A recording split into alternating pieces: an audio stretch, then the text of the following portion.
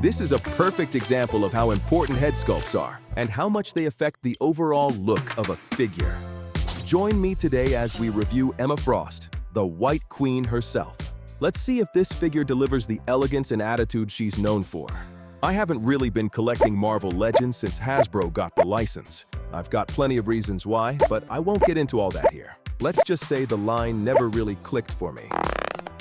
But then Hasbro's recent reveals, especially Wave 3 of the X-Men '97 series, totally grabbed my attention. But here's the real question. Is a great head sculpt enough to convince me to start collecting the entire wave? Maybe even the whole line again? Let's find out. Now here is Emma out of the box.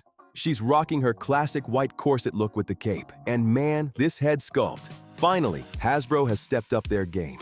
When they revealed her, I was like, wow, they really nailed her animated look. I'm still surprised Hasbro included her in Wave 3. She barely had screen time in the new series. I mean, Mr. Sinister had more. Anyway, do you guys think she's gonna play a big role in helping Forge track down the X-Men in Season 2? By the way, that's coming next year, and I'm so hyped to find out. The paint's sharp, the hair sculpt feels simple but super accurate to the '97 series. But once you look closer, here come the usual Hasbro shortcuts. Just when you think they're starting to get serious, you notice they've been reusing some parts. The cape is stiff as a board, and of course, a soft good would do better. But if they're sticking with plastic, at least make it softer and lighter. The sculpted fur has some subtle shading around the edges. The ruby does have some sculpting, but with no effort. They just painted over it, and honestly, it looks lazy. They could have easily dropped in a tiny faux gem, like those little beads kids use for crafting, and then just added a simple black outline on top if they were serious about accuracy. That alone would have made a huge difference. Instead, it feels like they put all the effort into the head sculpt and called it a day. And come on, Hasbro, you're a multi-billion-dollar company. You can do better than this. Paint-wise, it's decent. There are some silver bleeds on her laces, but nothing too crazy. They really should have painted the silver first and layered the blue over it. That way the edges would look cleaner instead of the silver bleeding through.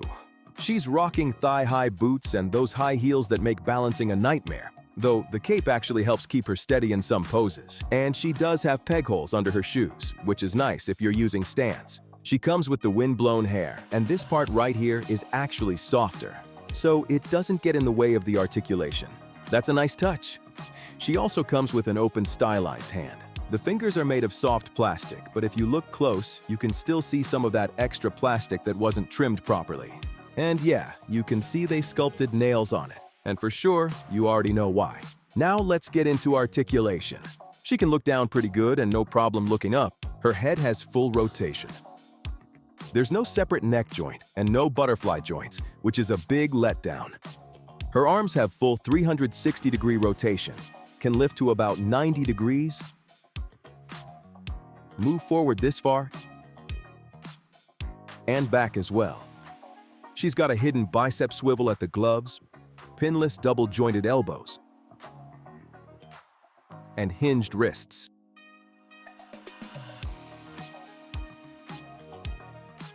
At the torso, there's no ab crunch, just a very stiff ball joint that barely moves. She can't bend back at all. The only real forward bend you'll get is from the hips, and that's about 90 degrees. For the lower body, she can spread her legs out this far and can do forward split. She also has a hidden thigh swivel at the boots. She does have double-jointed pinless knees, though I struggled with the lower bend. It just doesn't want to move smoothly. And finally, she has some ankle articulation. Overall, the articulation could be better. Posing is limited, especially with the cape on. The arms pop off if you push too far, the cape isn't soft enough to work around, and even the legs can pop off in certain positions. She does have hidden bicep swivels at the gloves and thigh swivels at the boots, but I'm not a fan of how they're executed. The cuts are sharp and unrefined. Okay, for final thoughts. Overall, am I happy with the figure? Sculpt-wise, yes. They captured Emma's essence beautifully. But am I satisfied? No. If Hasbro can push their head sculpts to this level, why not go all in across the board? It's already late 2025, and they're still recycling old articulations and parts. To me, that says a lot about their commitment as a company and how little dedication they really have to delivering high-quality figures for collectors. So, will I start collecting the entire '97 line? Nope.